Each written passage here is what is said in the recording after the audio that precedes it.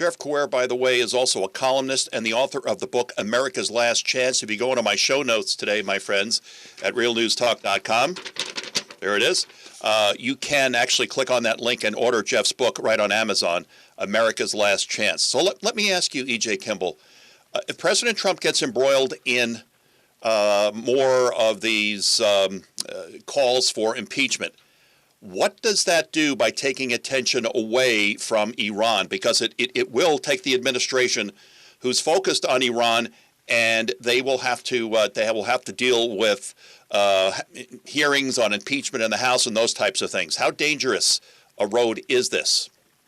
Well, look, if he's dealing with an impeachment, even if it's a bogus impeachment, he still has to deal with it. He still has to defend himself against it.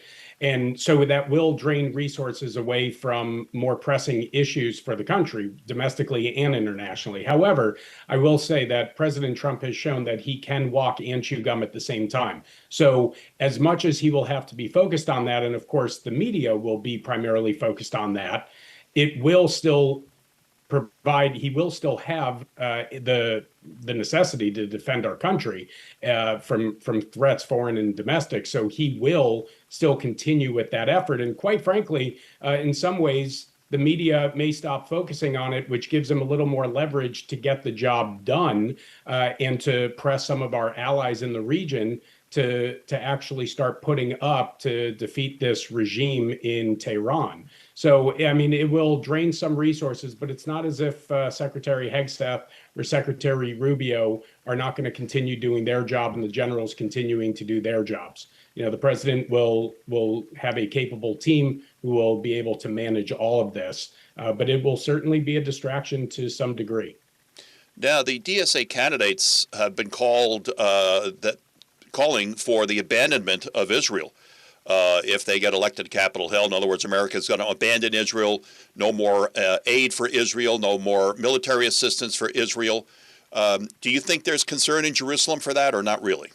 There is. I was actually just in Israel 2 weeks ago. There is concern for that. And I will say that the challenge right now that we're seeing in the Democratic Party is there are people there who understand the value of the U.S.-Israel relationship and the need to continue it. Unfortunately, a lot of them are trying to play to the left. Well, why don't they go public with that? Well, and some of them actually have. Some of them have said, I voted against continued aid to Israel, but I still support a strong U.S.-Israel relationship. And they acknowledge the fact, is certainly in private meetings, and I've heard firsthand and secondhand, that they have to do this to try to win their primary. The problem is you're not going to win your primary when you have a long history of support for Israel by having one vote against them or having a statement against them. So you might as well stand up and be proud of your support and explain why this is a value to the U.S., not just to Israel. And that would help push back against this. And we see this in some places, but unfortunately, we're not seeing it across the board. And we saw this in Michigan. We saw this in Florida the other night. Jeff Crouere, your thoughts on the Democrat Socialists of America's platform, which is to separate the United States and Israel, damage their long, close relationship. What do you think?